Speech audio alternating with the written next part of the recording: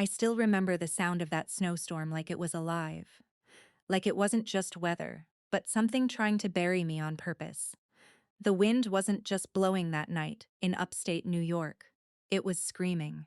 And the last thing my father ever said to me before they drove away still plays in my head like it happened 5 minutes ago.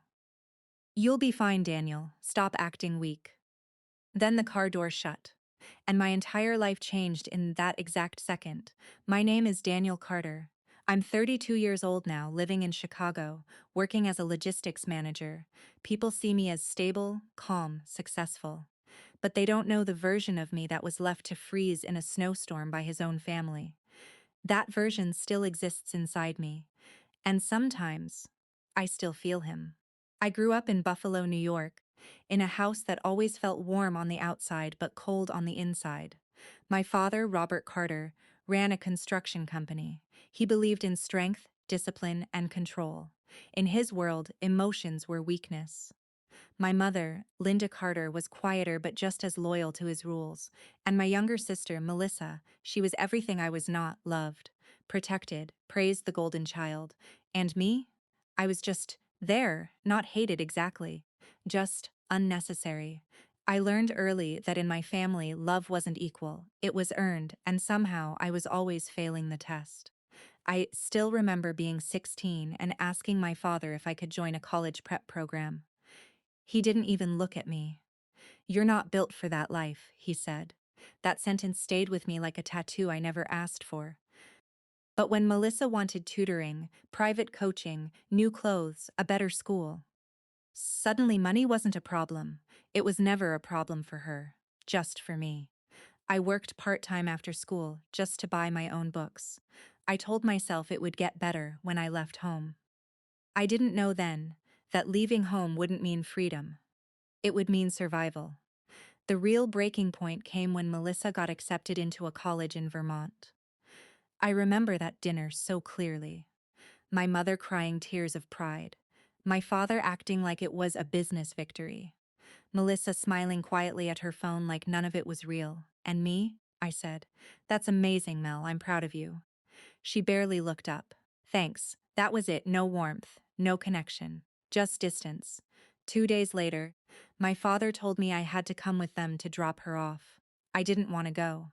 I had work shifts scheduled, but he cut me off immediately. "You're coming. Don't argue." That was his favorite sentence in the house. Don't argue, so I didn't. We left Buffalo early morning. The sky already looked heavy, like something bad was coming.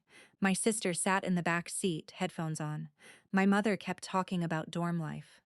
My father focused on the road like always, and I sat there quietly, trying not to exist too loudly. Halfway through Pennsylvania, the snow started. Light at first, then heavier, then relentless. By the time we hit the highway near Scranton, it was already dangerous. Cars slowed. Brake lights stretched endlessly ahead, then stopped. A pileup. The highway turned into a frozen parking lot. We pulled off near a gas station exit where there were maybe 2 motels and nothing else. That's when the tensions started. "We should wait this out," my mother said. "We need rooms," my father replied. Melissa looked nervous. "It's getting bad outside," I agreed quietly. "We should all stay together." That's when my father made a decision that I didn't even understand at first. "There's one room available nearby," he said. "Only one." He paused, and then he looked at me through the mirror. "You and Melissa can't both stay there." I laughed a little. "What?" I thought it was a joke. It wasn't. My mother immediately said, "Melissa can't stay outside. She'll get sick." My father nodded slowly, and then it happened. The decision was made about me, without me. "You're stronger," my father said. "You'll stay with the car." I felt my stomach drop. "Dad, it's freezing outside." He didn't even look at me. "You'll be fine. Stop overreacting." Melissa stayed silent. That silence hurt more than anything because she knew, and she didn't stop it. My mother kissed her forehead like she was sending a child to safety. And they got out of the car, just like that. No discussion, no hesitation, no second thoughts. I stood there in the parking lot watching them walk into a warm motel lobby while the snow started coming down harder. I kept telling myself they would come back. 1 hour, 2 hours, 3 hours. They didn't. I called them. No answer. Again voicemail. I knocked on the motel office door until my knuckles went numb. The clerk said everything was full. I went back outside. The wind hit me like a physical force. I sat in the car, turning the engine on and off to save fuel. My hands were shaking so badly I could barely hold my phone. At some point, I stopped waiting for them and started realizing something worse. They weren't coming. Not that night, maybe not at all. Around 3 a.m., I walked through the snow to a closed diner a mile away just to find a phone. Every step felt heavier, like the world didn't want me moving forward. I called my father again. He picked up, annoyed. "What now?" My voice was shaking. "I'm freezing. Please come get me." A pause, then his words came cold and sharp. "You're an adult, Daniel. Figure it out." Click. He hung up. That was it. No anger from him, no concern, just dismissal, like I was nothing more than a problem he didn't want to deal with. I don't remember walking back. Only the cold. And the realization that something inside me had shut off permanently. I survived the night by wrapping myself in whatever I could find in the car and shaking until morning came. When they returned, the next day, I expected at least something, anything. Instead, my mother said, "You're still here?" Like my survival was an inconvenience. Melissa didn't even look at me. My father said, "Let's go, we're late." That was the end of it.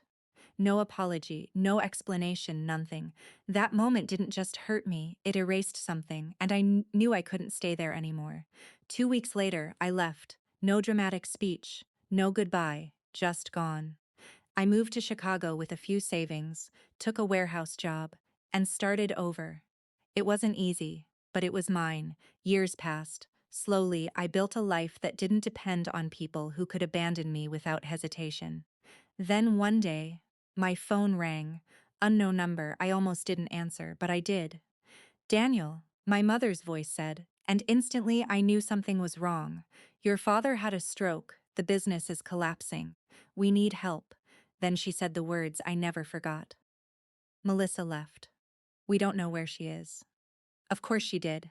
I leaned back in my chair, looking out at Chicago traffic. And I thought about that night in the snow. The motel lights, the locked doors. My father's voice. "Figure it out," I said quietly. "Why are you calling me?" Silence. Then she whispered, "Because you're all we have left." That sentence should have hurt me. But it didn't. It just confirmed what I already knew. I wasn't their son. I was their backup plan, their emergency exit, their safety net, and I finally said what I should have said years ago. No. Just one word. No anger, no emotion, just final. She started crying. "Daniel, please." I hung up. Months later, I heard everything collapsed. Debt, legal issues. The business gone. My father never recovered fully. Melissa never came back. And me? I didn't feel revenge. I didn't celebrate. I just felt free, because the real punishment wasn't what happened to them later. It was what they lost that night in the snow. Not me surviving, but me deciding I didn't need them anymore. And that decision? That was irreversible. They thought leaving me in the snow would break me, but what it actually did was erase them from my life forever. And this time, Abby didn't come back.